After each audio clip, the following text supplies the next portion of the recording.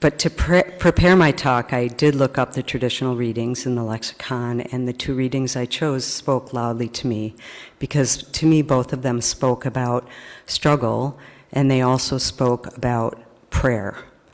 And struggle is part of life, and I am not fond of that. I have spent a lot of my life looking for workarounds, and not wanting to go through struggle, and finding different ways to avoid it, to deny it, to cheat, and to not have to go through struggle. And at a certain point, I've had to just come to terms with it's just life is struggle. Nobody gets out of life without struggle.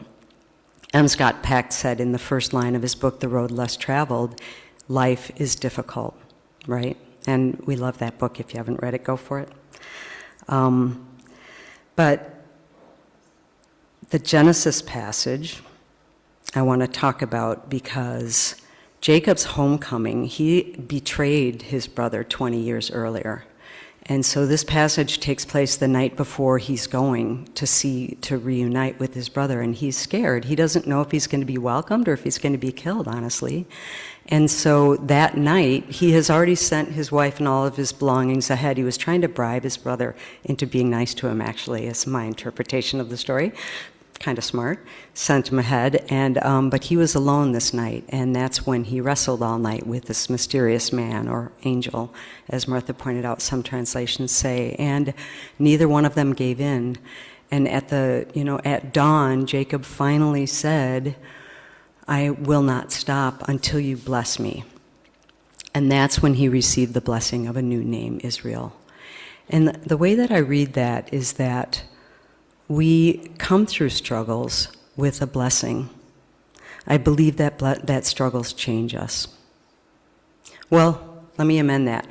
I don't believe they automatically change us for the better, because struggle is a given, right? Life is difficult. We're going to go through it. But whether we grow from it is more of our choice. In Buddhist teachings, that's a big piece of how we need to let go of things and become more detached. And the struggle, the suffering, is when we hold on, when we say, no, that is not how it's supposed to be. That is just wrong. It shouldn't have happened that way. And the growth comes when we're able to let it go. In 12-step programs, we say it pretty simply. We say pain is given, but suffering is optional. I kind of like that. But back to the story of Jacob. He does leave that night with two things. He gets his new name of Israel, and he also, that limp that he has from his hip being hurt, he has that limp for the rest of his life. It's not just the next couple days. And I want to talk about that limp because, it kind of ticks me off. Because, well, I'll tell you a little bit about myself so you know me a little bit better and where I'm coming from. I grew up in Madison, the sixth of 8 kids. My parents gave us everything they knew how to give. And when I look at it now, they raised 8 pretty remarkable kids. And at the same time, I have wounds from my childhood that I've spent my adulthood trying to heal. And what I know is that as a kid, I felt that in order to be approved, in order to get anything good in life, I had to be the good girl. I had to not make mistakes. I had to show up. I had to excel at everything that I did. And in a lot of ways, I was good at that. I was one of the, I was really a bookish kid, and I read all the time. I did well in school, and the nuns liked me for the most part, except when I argued about that original sin thing. I was like, that doesn't make sense. It's a baby. But anyway, but yeah, there were a lot of ways that I did that I did the good girl things. But the way I was not successful was just in my relationship with myself. I was a really unhappy kid, pretty depressed actually. And I couldn't figure out a way to love living in the skin I was in, really. And I looked for answers. The first one I found food was my solace. And it made me feel better in the moment. It took away, it distracted me, and it works in a lot of ways. But it didn't help me with how I felt about myself, especially as my body started getting bigger and bigger, and I really struggled with self-love. When I got to high school, food kind of stopped working, and I discovered beer, I'm in Wisconsin, much quicker fix, right? The only thing is that turned on me as well. And by the time I was 19, I was drinking every day, pretty much from the time I woke up until the time my head hit the pillow at night. I won't say I fell asleep. Lots of nights I just passed out. And I lost days and weeks and months of my life. That year, Christmas Eve, I stumbled down the center aisle of our church at midnight mass. I was drunk, who's sober at 11:30 at night, and I stumbled down the aisle, embarrassing and horrifying my whole family, and I had to throw up in the bushes outside. Not my proudest moment. And later that night, my father interrupted me trying to end my life. So that immediately, my parents and my family were panicked, and they started getting me some help, and they got me into therapy, and by February, I ended up in an inpatient hospital in Milwaukee for treatment for my alcoholism and substance abuse. And that day, February 2nd, 1981, changed my entire life. What I can say about that is that struggle, it in a way, it definitely gave me a new identity. It changed my path in life. I moved in a new direction in where I was going to in college, and my whole life changed. I'll leave it at that. I do want to say that in 1981, there weren't a lot of people my age getting sober. Today, it's not unusual for college kids and even high school kids to get clean, but back then, there was a little cluster of us in Madison, little rabble-rousers that we went to meetings at 511 North Carroll, which is still there. It's one of the oldest recovery houses in the country. If ever you're downtown, it's a very cool place. 511 North Carroll is the address.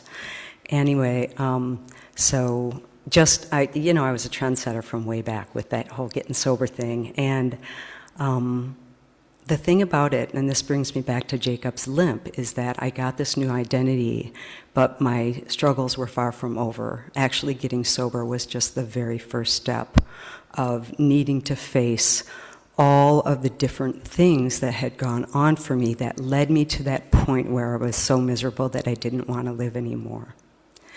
And that, to me, I think the reason it sort of ticked me off about Jacob's limp is because there's this part of me that's still that little girl that sort of feels like if we do all the right things, if we follow the rules and we show up and we do the right prayers and we take the right steps, then things should work out.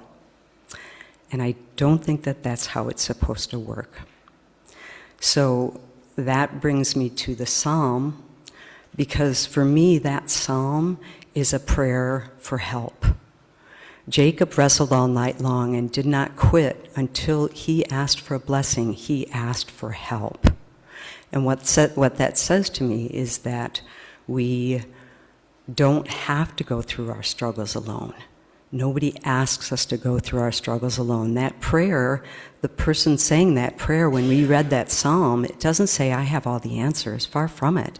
It says, help me see what is right. Help me with your love to see what is right. Getting sober gave me my life back. It gave me a new identity. It set me on a new path. It didn't answer all of the questions that I had, and it didn't take away all of my struggles. The side of the struggle that we don't talk about enough is asking for help. It's almost as if asking for help is a weakness. And yet, I know that when I ask for help, it can be the bravest, strongest thing that I can do. And so I love that about the combination of these two readings. So I've spent a lot of my life in my professional work, first as a therapist and now as a health coach. I've spent a lot of my life trying to help people to not struggle anymore, trying to help them get past their struggles, get through their struggles, come out the other side. And this week I've really been thinking about how much the gift is in the struggle. Now, I don't want to say that the challenges of life are gifts in and of themselves. I don't believe that addiction is a gift. I don't believe that cancer is a gift or betrayal is a gift. I am not a fan of that saying that I hear a lot about how God will not give you more than you can handle. I can't really believe in a God that's doling out life's difficulties more for one person because they're strong and less for another. I can't believe in that kind of a God. I believe that life hands things out to us. Those struggles, those are life. And that God's there to get us through no matter what. The struggles that I've talked about so far are largely personal and often very private. But sometimes the struggles that happen to one person touch all of us, touch the community in a whole different way. And these words from the psalm really speak to me when that happens. May your eyes see what is right. That's the prayer to God in that psalm. May your eyes see what is right. Seeing what's right isn't always easy. Sometimes we have to sit with something painful, complicated, and unresolved, long enough to ask the difficult questions. It was just 10 days ago that Corey Ruiz was shot and killed. And what do we know about it? We know that a man lost his life. We know that a 13-year-old girl lost her father. We know that a police officer was injured. Many of us have seen at least one of the videos or heard different accounts of what happened. People in our community are grieving. People are angry. People have questions. Yet many people decided immediately what happened, who's to blame, and what everyone should think about it. To be honest, that was me. I was out east when it happened, and I learned about it from the national news perspective.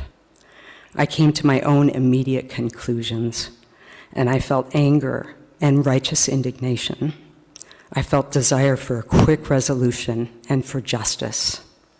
I followed the story as closely as I could, but the more I learned, the less clarity I had. It infuriated me when I heard people say he had a criminal record, because he did. But that doesn't take away his rights. It doesn't take away his humanity. It doesn't tell us everything we need to know about what happened that day. When someone spends years moving in and out of homelessness, addiction, mental illness, or the criminal justice system, and never finds a way to get their life on track, we have to look beyond the individual and ask what we as a community could have done differently. That doesn't mean ignoring bad choices or accountability. It means we need to be willing to ask not only what any one individual did or didn't do, but where the systems around them may have failed. I've also heard he should have just complied, and it was a good shoot. But that's missing a huge piece of the picture, because we can't pretend that race isn't part of this. Corey Ruiz is a man of color, killed by police in a country and a city with a painful history around race and policing. That history matters. That history has eroded and continues to erode trust in the very systems that are supposed to be fair and just. Did you know Stanford did a study of 35 major US cities for racial disparities in traffic stops? Madison ranked number 1. And simple traffic stops aren't simple at all. As a white woman, if I get pulled over for speeding, my first thought will probably be, what's this going to cost me? If I was a black or a brown person, it would be understandable if I was terrified and wondered if I was going to get out of that traffic stop alive. That's a reality I don't live with inside my white skin. How can I assume that I understand what was going through this man's mind when he fought back? And the dehumanization of calling this a good shoot, as if it happened on a hunting trip, is beyond my comprehension. But this is the hard part, one of the hard parts for me. I find myself trying to have compassion for that police officer. What must be happening in the mind of a human being to fire 3 times at another human being at such close range? How much fear is there in that moment? How much pain, hurt, anger? How much is instinct or training or conditioning taking over? And where does that conditioning come from? I don't know the answers, but if I'm going to ask people to see Corey Ruiz's humanity, I also have to be willing to see the humanity of the officer. Whatever the outcome of the legal case, there's nothing good about an encounter that ends with one person injured and another one gone from this world. People are saying, let's wait for the facts of the investigation, but waiting doesn't mean we shouldn't ask the larger questions. We can strive to care about everyone involved. We can hold accountability and compassion at the same time, ask questions and listen, and we have to acknowledge what we don't know yet. The psalm does not say, God, I've got this figured out. It says, I call on you, hear my prayer, show me the wonders of your great love. As our community continues to grieve, protest, ask questions, and seek answers, I hope we can each keep struggling to hold compassion for everyone. Maybe that's a prayer for our community right now. We need help to see what is right, to hear one another, to understand what we don't understand, and most importantly, we need to become the kind of community that doesn't turn away or turn on each other when the answers become difficult. I told you at the beginning of this talk that there's something about this community that's filled my heart. I felt that especially a few months ago when I had to go to North Carolina for my son's medical emergency. I was scared. I knew I couldn't fix it. And I also knew, thank you, Cody, that people here were praying for me.